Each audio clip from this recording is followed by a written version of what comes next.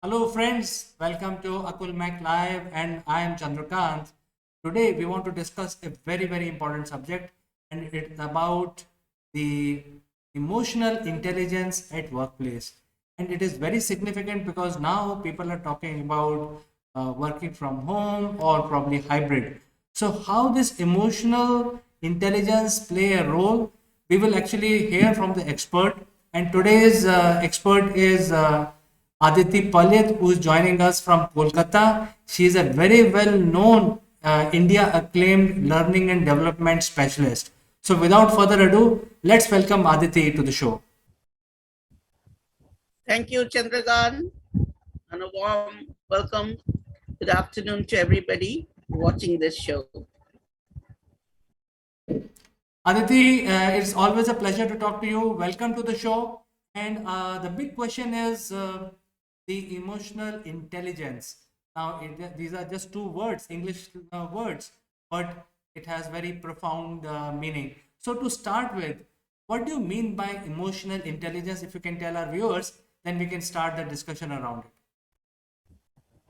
it. Yes, Chandrakant, very interesting topic. A lot of people, I might say, my fellow coaches are coaching on this. The topic is ripe during the pandemic. It was tested. Now, see, we all viewers also must be aware of what this is. But to recap, it's like everyone earlier we were more concerned with intelligence quotient or IQ, which got us into our schools, in the best schools, into the best colleges, and the companies we desired by the level of intelligence that we had and applied.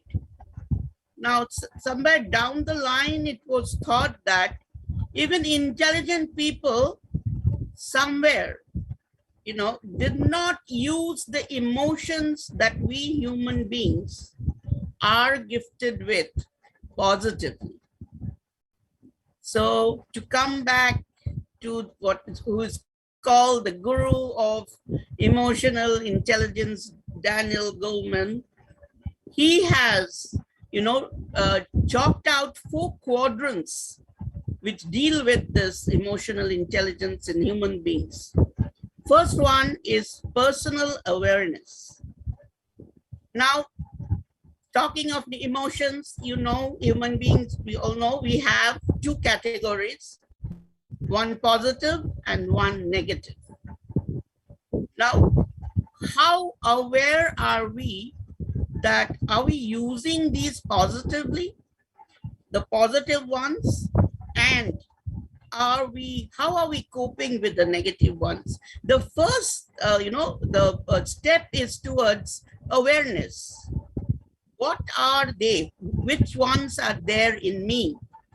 And especially for negative ones, we hardly acknowledge it, but they're there. So what is required is this first one, awareness. Now I know these are my positive qualities. I am an extrovert. I'm intelligent, so I pick up things very fast. I learn. Okay, and I think I'm good at my interpersonal skills. Then, am I aware that in my interpersonal skills, all of them are not my strengths? I may be, a bit egoistic without naming any institute, any college, the reputed college, pass outs, or you're working in a reputed company. Okay, I'm someone. But where is the place to show this? At an interview, fine. But if you're mixing with somebody, you're coming to know somebody, there's a limit to, introduction should be impressive. But it borders on being egoistic. Am I acknowledging that? So first is, being aware which are the positive ones, which are the negative ones. We go to the next one.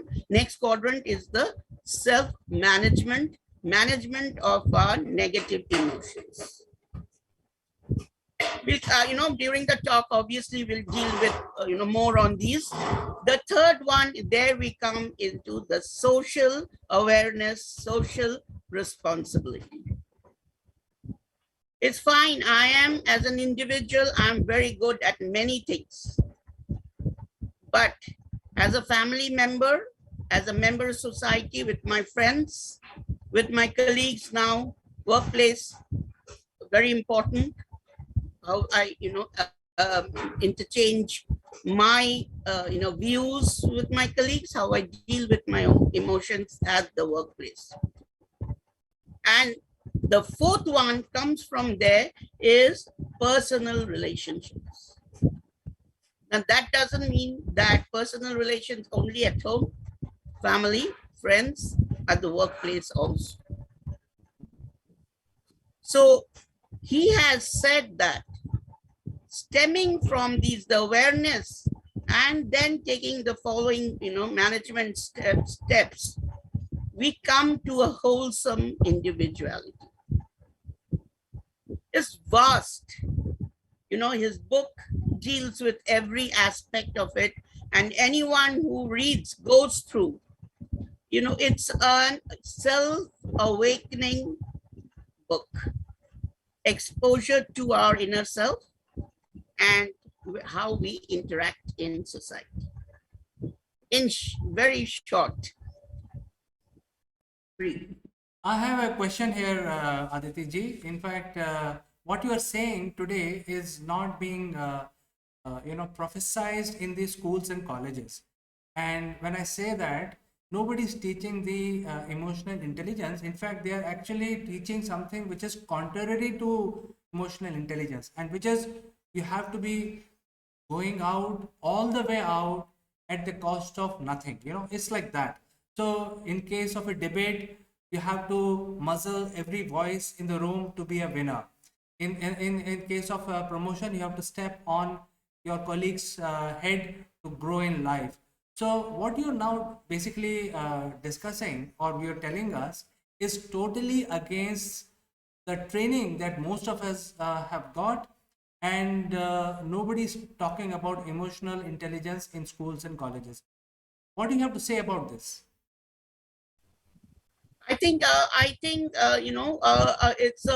It's a very, very pertinent point which you've taken up, Chandrakant.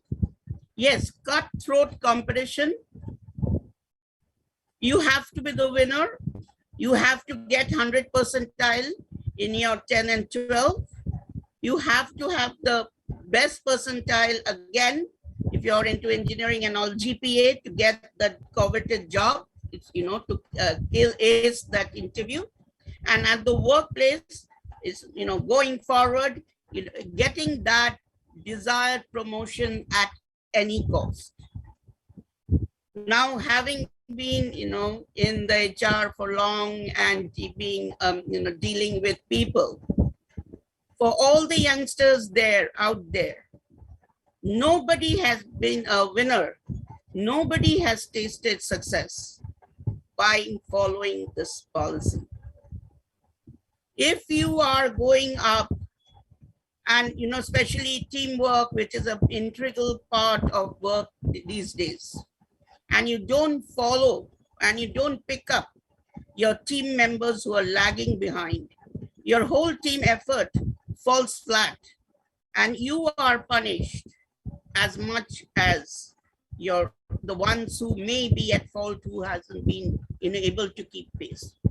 The second thing is, the team leaders, the managers, everyone in a high position are watching you. If you are one who's taking everybody along, maybe you're taking a little bit more time to accomplish these goals, but you'll be rewarded. Nobody wants a selfish achiever. It may be cutthroat. Now, sometimes it is that, it's not that it is rewarded, immediately. But in the long run, when, during performance appraisals and all, these are brought up. And these are, if you're not a team leader, if you're just a member, these qualities will make you the next team leader. So emotionally, you have to be so balanced that negative emotions cannot come into play, whatever may be in front of you, whatever reward is in front of you. If you are of the, lot of, we come again and again to leadership qualities. Leaders have to walk the talk, future leaders. If your team does not perform, it's not, you cannot go and tell the management that he or she did not perform. It's a team task. A project is a team task. You accomplish your part and you say, okay, fine, I've won the competition. Where have you won? It's not single individual assessment in that way. I'm not talking of the topmost level departmental heads where it is individual, assessment generally. So come what may, your matured emotions, your positive emotions have to be there. Hold them on to fast. This kind of ego, pride, and being too much of an individual. If your task, permits you to perform it separately, then it's okay. But hardly any. We deal with projects. So I would like to say, Chandrakant, we go together, we prosper together. Well, in the family, it comes from the family, the basic social fabric. Then we go on to our academics, and a class monitor is made, a monitor among so many, how he or she displays these qualities. In fact, when I've seen that one thing that, it's very, any task is given, ma'am, I'm finished, ma'am, I'm done, give me something, it's fine. But you do have to wait for the others also. Ma'am, we note, but then if, you go out and you see who's not being able to catch up, you do it. So therein, I would say, this is the emotional intelligence of being socially responsible, even at the workplace, professionally responsible also. Well, Aditi ji, I now understand. In fact, a lot of viewers would also understand what is the emotional intelligence is all about. But please don't mind me my next question, because I may sound like as if I'm contradicting you, but I'm not. Uh, I'm telling you the real scenarios that I've seen in my long career. Not as much as you, but I still have seen few things which I want to share today. And number one is that we have been taught that you have to be team player, and whenever you win, team wins, etc. Those are the things. So the manager who is basically running for the benefit of the team, he is in real scenario almost 90% of the times he is misused by his subordinates, as well as he is not liked by the seniors because he looked like too much dependent on his team. Whereas there are other set of managers who would compete with their teammates. It is so counterproductive. I've seen it with my own eyes. The team managers compete on day-to-day basis with their teammates. Those kind of people are liked by the senior management and given promotions. I'm sure you would agree. I'm not trying to contradict you, but I'm trying to give you two scenarios which are very real, and how these contradictions can be incorporated in what you're telling us today.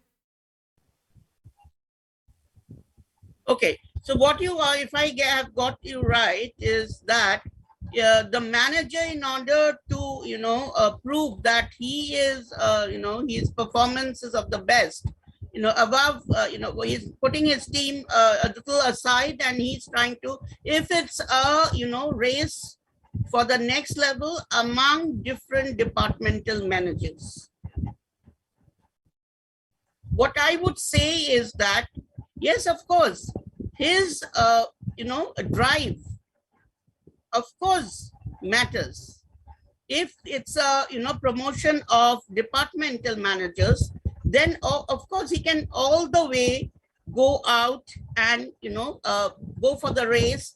Whatever his resources are, he's going to take that into account, use it, employ them, and try to come out winners. That's fine. But would the management like it that in this way his team falls behind? When it comes to the performance of his team, he's won. But if the team is lagging behind, will that be liked by the management?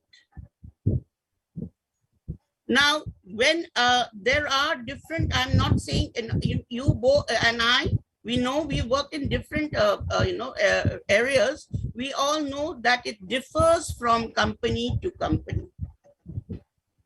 I would say a true leader is that who tackles his issues, whereas if I call it competition with other departmental heads are there, but at the same time keeps an eye on the performance of his team. Now, if that means that for a period of time he delegates someone who's the best among his team, and he executes his role and he goes out for his individual pursuit, that is again his ability to multitask. But I'm going to neglect my, does that lead to a great success? I haven't seen. In my, tenure, I have seen that the managers, I keep on telling this gentleman who was in charge of the, one team in the marketing division. And, I saw his team boys saying, sir, I'm giving up. This, this client is just refusing to leave me.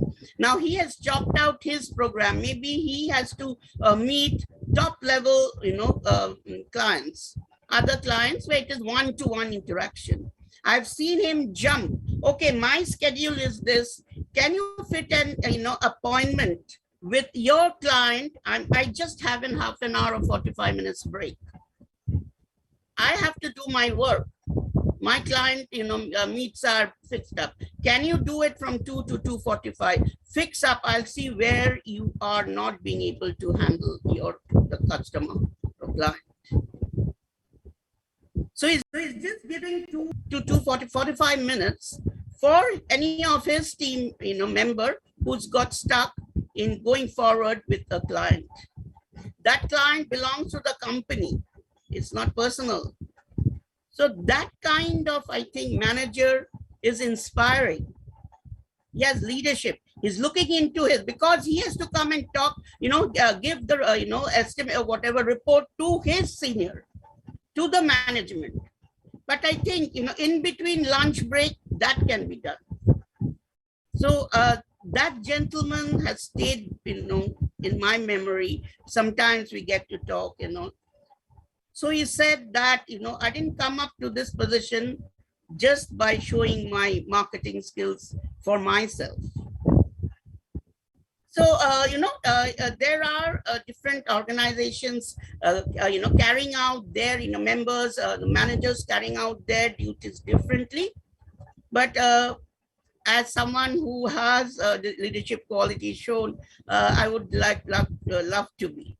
When I was in the HR and the team, and someone new joinee, then I was the people. The head office was in Delhi at the time itself. I knew people were coming, and I had to give my I would go for my performance appraisal. But before that, I sat maybe the evening and late into the evening before, and I saw that if they are questioned, those belonging to my team, they they can say that this is the achievement. So let's say maybe some say now the word multitasking has become hackneyed, but this is my take. So I could find that a leader very, very emotionally matured.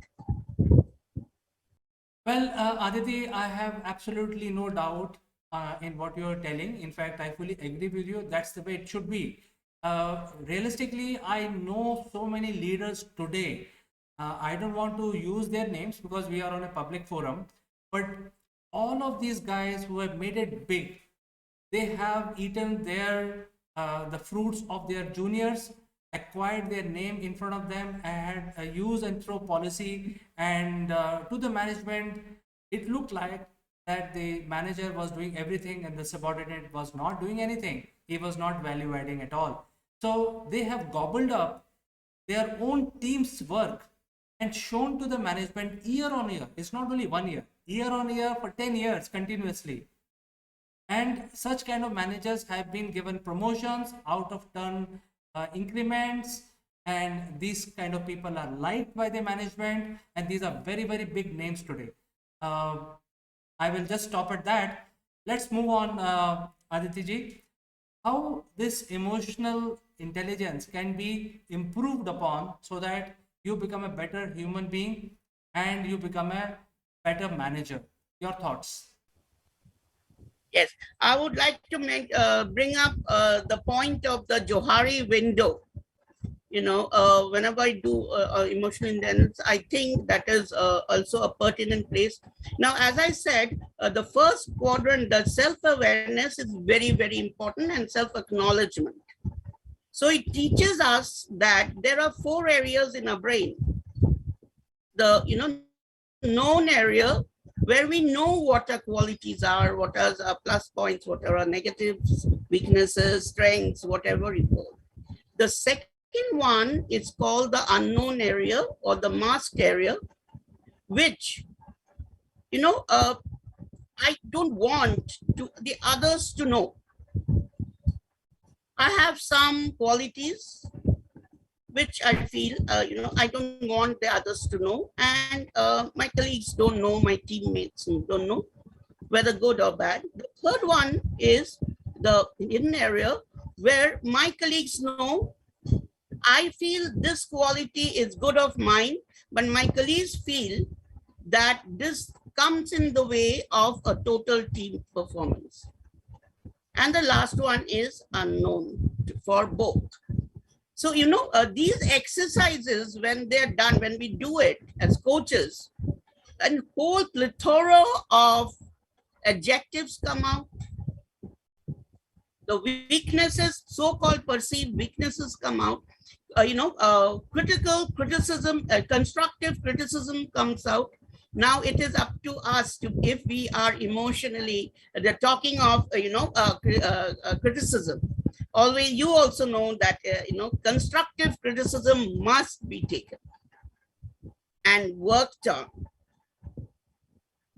So if you are emotionally intelligent, you will accept it. It's no harm, and I keep on telling my trainees, if today you say that, ma'am, this way with your, facilitating, it is not, the feedback and all that. It's not, giving us that kind of results yielding, which we had thought. Now I would pause to now, because I've done again instructional designing, midway feedback taken and recustomized and all that. That would make me an emotionally, intelligent and matured person. So we got to be open to ourselves. Every human being has blood spot. Now I have a suppressed anger. If I see someone, team members say that you don't even realize that in a certain remark of ours just flares you up. It was said in joke, but maybe that person has less sense of humor. Now the whole team spirit breaks down there. If that member is told, so he has to think about it. He's not the only one. Many people have this. Oh, I did right. I said right. Why should I listen? But if most of the team members are saying, then something is wrong with me. So I have to think how I can improve. So this is one thing. Now, stress handling. again we come to this, and we were talking of this emotion intelligence taken a mammoth proportion during the pandemic still. So if I why I hide? Yes, I'm a person who feels stressed. It's no harm in seeking help. A new kind of what the manager has said, this is making me worried, this is not my strong point. So what is the harm in asking my teammate that just put me through with what he has said? The instructions were not clear. So any negative quality, now with positive qualities, I'm not going to utilize that for myself only. I'm going to, go and help the others. I'm again saying which should be done, maybe idealistic, that, I finish my part of the task, and if someone is struggling, I go and help him. So these are again, we have to, the most important matter is be aware of what are, again and again I'm saying, all your strengths and weaknesses, and admit amongst your colleagues who are there to help you, and go forward as a team to achieve the target. Competition is their healthy competition. If I feel that part of the project is what is given is my strong point, then I'm going to go out and accomplish that, and I'm going to show the others. That doesn't mean that I'm going to put down the others. If someone is equally good at that, I'm going to work with him. So I think it has to be a clear-cut conscience about our emotions and a balanced approach to handling them. Very well said, Aditi. In fact, today's discussion was very good. And for the sake of growth of companies, the companies must think about inculcating good behavior, good emotional intelligence among their team members and also among the management members. Why not? Everybody needs that. And Aditi Palit can definitely help you build a program. So if you want to reach out to Aditi Palit, you can reach out to us. The email will be published at the end of the program, or you can directly contact her. So, Aditi, it was lovely talking to you. We learned many new things today, and we will catch up in the next one. Say that yes, just one point, Chandrakant, that this is a tip of the iceberg. Many will not be feeling this is incomplete, insufficient information. So I've been handling, these things. So again, I would also like to say, I would like to come back again one day. We can again have a discussion, from your point of view, where there is unhealthy, competition, and etc., etc. So I would love to come back on this topic, but it was as always wonderful to be on your platform. Thank you. Wonderful talking to you once again, and we will catch up in the next one, Aditi. Bye bye for today.